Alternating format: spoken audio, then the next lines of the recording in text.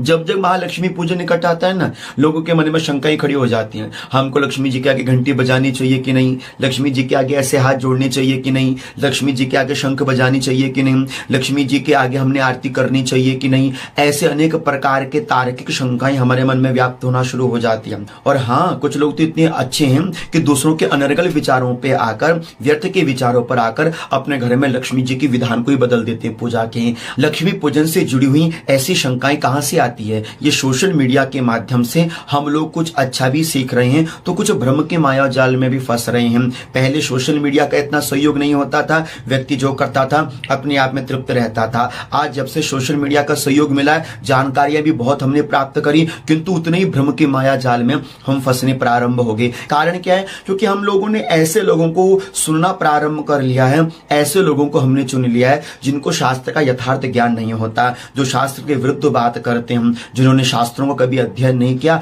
जब वो लोग भी यूट्यूब में बैठकर, सोशल मीडिया में बैठकर ज्ञान देते हैं ना शास्त्र के विपरीत, आपके मन में शंका होना अनिवार्य है। आपके मन में संशय के बादल उमड़ेंगे क्योंकि आपने शास्त्र के विरुद्ध बातों को सुन लिया है। इसलिए मैं आपसे प्रार्थना करना चाहूंगा कि आप केवल शास्त्र प्रमाणों पर विश्वास कीजिएगा। विश्वास मेरे पर भी नहीं, शास्त्र प्रमाणों के ऊपर कीजिए। हमारे शास्त्र क्या कहते हैं आपने वह सुनना चाहिए, वह समझना चाहिए। किसी अच्छे साधक का, किसी अच्छे गुरु का, किसी अच्छे ज्ञान का हमको सहयोग लेना चाहिए। किसी ने कहा आपने सुन ली, किसी ने सुनाई और आपने मान ली, यह अज्ञानता है। मनानात इति मनुष्य, आप मनुष्य है, भगवान ने बुद्धि आपको भी दी है। आप भी विचार कीजिए क्या सही है क्या गलत है। अच्छा, जो लोग आपसे कहते हैं उनसे ये जरूर कहा करो कि ये लिखा कहां पर है भाई साहब, आप हमको बताइए, हम पुस्तक लेकर आएंगे ना, हम उसमें देख के पढ़ लेंगे, फिर आपकी बातों को राइट मानेंगे। हाँ, शास्त्र विरुद्ध जो आपको बताए अथवा जहां पर आपका मन का संशय खड़ा हो जाए वहां पर स्वयं शास्त्र को उठाकर पढ़ना प्रारंभ कर दीजिए। आपके मन की शंकाओं का निर्मूल समाधान हो जाएगा। लक्ष्मी पूजन से जुड़ी हुई पहली शंका है कि हमको लक्ष्मी जी के आगे शंख वादन नहीं करना चाहिए, ऐसा लोग कहते हैं। शास्त्र क्या कहता है आप पहले उसको सुनिए। शास्त्र क्या कहता है? शंख ध्वनि भवेत यत्र तत्र लक्ष्मी सुसंस्थिरा। जिसके घर में शंख ध्वनि होती है माता लक्ष्मी उसके घर में चिरकाल वास करती हैं। जिसके घर में शंख ध्वनि होती है माता लक्ष्मी अत्यंत प्रसन्न चित्त होती हैं। आप अपने घर में एक शंख में धान भरकर लाल वस्त्र से लपेटकर माता लक्ष्मी के निकट रखते हैं अथवा अपनी तिजोरी में रखते हैं, माता लक्ष्मी की अनन्य कृपा होती है। किंतु हाँ, लक्ष्मी जी के निकट शंख कौन नहीं बजा सकता, ये बात समझ लीजिए तो आपके मन के सारे संशय अवश्य दूर हो जाएंगे। देवी भागवत में लिखा है, स्त्रीणाम च शंख ध्वनि भी शूद्राणाम च विशेषतः भीतारुष्टा याति लक्ष्मीस्तत्स्थानाद अन्य देशतः।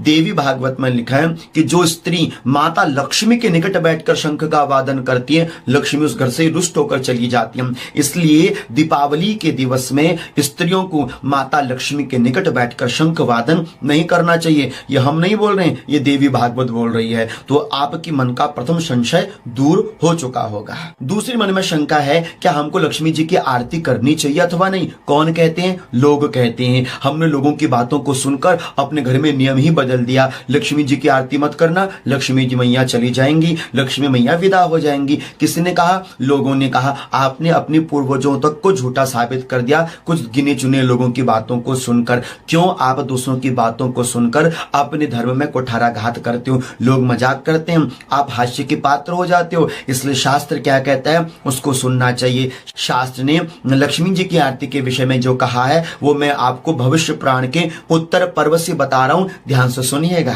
तस्यैवानुमता लक्ष्मीं ब्रह्माणं चंडिकां तथा आदित्यं शंकरं गौरीं यक्षं गणपतिं गृहान मातरं पितरं नागान सर्वान् निराजयते ततः। यहाँ पर शास्त्र ने कहा कि लक्ष्मी जी की, गणेश जी की, अन्यत्र देवी देवताओं की आरती करने से सर्व देवी देवता प्रसन्न होते हैं। आपकी पूजा पाठ में कहीं भी तनिक भर की त्रुटि रह गई हो, भाव से अथवा दशोपचार से अथवा षोडशोपचार से अथवा 32उपचार से, कहीं पर भी आपके भाव में, आपकी श्रद्धा में, देने में कहीं पर भी कोई छोटी सी त्रुटि रह गई हो, उसकी संपूर्णता हो जाती है निराजन करने से। निशेषण विशेषण राज्यते प्रकाशते इति निराजनम, अर्थात जिसके माध्यम से संपूर्ण पूजा का फल आपको प्राप्त होता है वह निराजन है। निराजन का अर्थ विसर्जन नहीं है, निराजन का अर्थ है अपनी पूजा की त्रुटि को आरती के माध्यम से परिपूर्ण कर लेना। लोगों ने समझ लिया कि अगर आरती कर देंगे मैया जी चली जाएंगे। ये ना समझिए हम लोगों की, ये मूर्खता है हम लोगों की। आशा करता हूं कि आपको ये बात समझ में अच्छी तरह से आ चुकी होगी। तीसरी शंका है कि लक्ष्मी जी के आगे ऐसे हाथ नहीं जोड़ने चाहिए। कौन कहते हैं?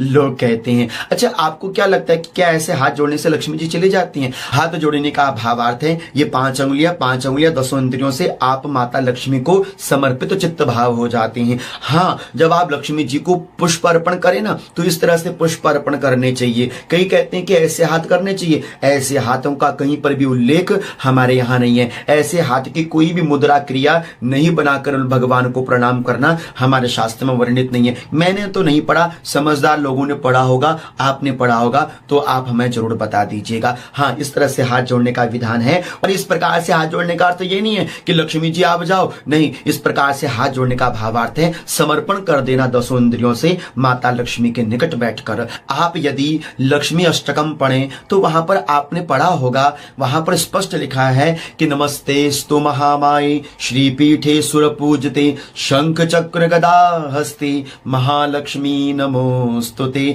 नमोस्तुते का अर्थ है नमतः इति नमस्ते, नमतः इति नमस्कारः, नमस्ते इति नमनः।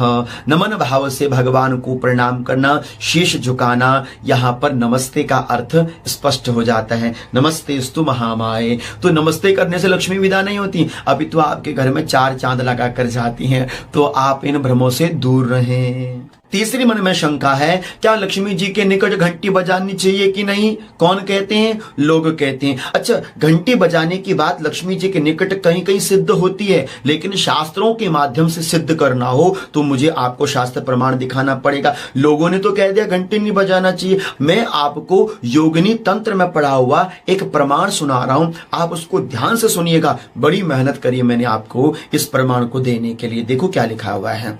शिवागारे झल्लकम च सूर्यागारे च शंखकम दुर्गागारे वंशीवाद्यम मधुरीम च न वादयेत। योगिनी तंत्र के आगे यह प्रमाण है कि शिव मंदिर में झालर बजाना, सूर्य को शंख से पूजना, दुर्गा जी के आगे वंशी बजाना और माता लक्ष्मी जी के आगे घंटी बजाना वर्जित है। ये कहां पर लिखा है? योगिनी तंत्र में लिखा हुआ है। अच्छा, इस बात को जरा शास्त्र विधि से समझिएगा, क्योंकि शास्त्र के एक अर्थ के कई अर्थ निकल जाते हैं। यहां पर शिवागारे, गारे का भावार्थ होता है देवालय। भगवान के मंदिर में जहां पर इकलौते भगवान शिव बैठे हो वहां पर झल्लर बजाना, जहां पर सूर्य भगवान इकलौते बैठे हो वहां शंख बजाना, जहां पर केवल माता दुर्गा ही हो वहां पर उनके सामने वंशी का नादन करना। और उसके उपरांत बताया कि यदि आप लक्ष्मी के मंदिर में जाते हो, केवल वहां लक्ष्मी माता है, उनके आगे घंटे के आवादन करना वर्जित है। अब घर में आपके सर्वदेवी देवता है, 33 कोटि देवी देवता आप अपने घर में आवाहित किए बैठे हो। आपने अपने घर में देवी देवताओं का आह्वान कर रखा है, पंचोपासना आप नित्य देवी देवताओं की करते हो, तो घंटी बजाना भगवान नारायण को अत्यंत प्रिय है। तो दीपावली के दिन यदि आप घंटी से माता जी की आरती कर रहे हो तो केवल आप लक्ष्मी जी की